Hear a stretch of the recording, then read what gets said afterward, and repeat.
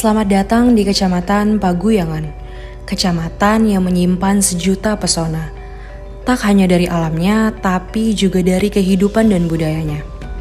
Paguyangan menawarkan harmoni antara kemajuan dan budidaya yang terjaga sejak dulu. Kabupaten Brebes sebagai salah satu wilayah terluas di Jawa Tengah menyimpan konstelasi unik, mulai dari wilayah pesisir utara hingga perbukitan selatan. Kecamatan Paguyangan berada pada wilayah paling selatan Kabupaten Brebes dan berbatasan langsung dengan Kabupaten Banyumas di sebelah timur. Kecamatan ini memiliki luas wilayah 108,17 km persegi. Berada di dataran tinggi, wilayah ini dikelilingi hamparan sawah dan perbukitan hijau. Paguyangan sendiri ditetapkan sebagai kawasan konservasi dan agropolitan, dengan 25,7% wilayahnya masuk kawasan pertanian pangan berkelanjutan. Dengan jumlah penduduk sebanyak 117.250 jiwa, kehidupan sosial masyarakat Paguyangan dibangun dari semangat kolektif, gotong royong, dan nilai kebersamaan yang mengakar kuat.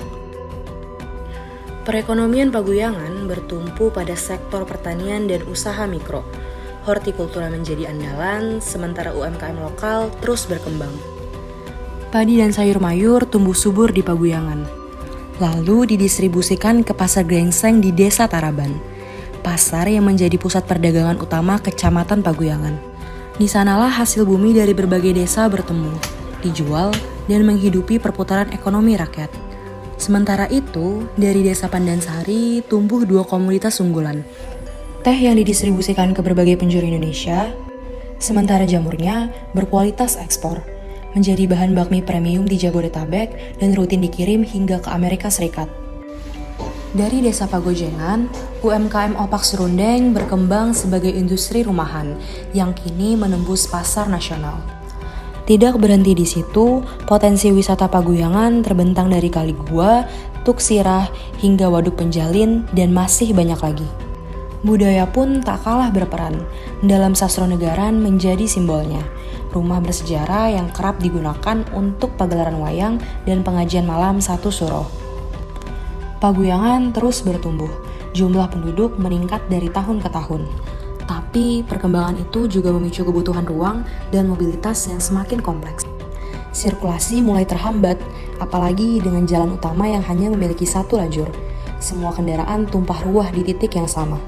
Mulai dari motor, mobil, hingga truk dan bus besar yang bahkan melintas di depan sekolah.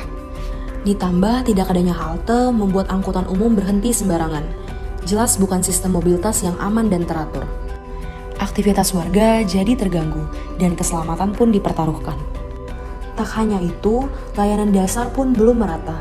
63% wilayah belum dijangkau puskesmas, 27% masih sulit mengakses SMP, dan tidak ada satupun TPS. Akibatnya, kualitas hidup ikut tergerus. Belum lagi ketiadaan ruang publik membatasi ruang bersosialisasi. Tanpa alun-alun atau taman kota, warga harus pergi keluar kecamatan untuk sekedar rekreasi. Tak heran, Paguyangan pun masih bergantung pada wilayah sekitar seperti Bumi Ayu dan Banyumas untuk memenuhi kebutuhan warganya. Sementara itu, sektor pertaniannya pun masih bergerak di lingkup sempit, sekedar untuk pasar lokal dan konsumsi pribadi. Potret tadi memperlihatkan betapa Paguyangan masih dibayangi tantangan struktural. Akses dasar belum merata, keterbatasan infrastruktur, hingga potensi pertanian yang belum bergerak lebih jauh. Alhasil, kualitas hidup stagnan dan daya saing wilayah pun tertahan. Arah pengembangan kawasan perkotaannya pun belum terpadu, sehingga mobilitas lemah dan menurunkan fungsi serta daya tarik kawasan. Semua ini bukan sekedar catatan masalah, tapi sinyal bahwa Paguyangan butuh arah baru. Ini simbol strategis bagi masa depan Brebes. Saatnya bergerak cerdas, merancang wilayah dengan visi yang jauh ke depan.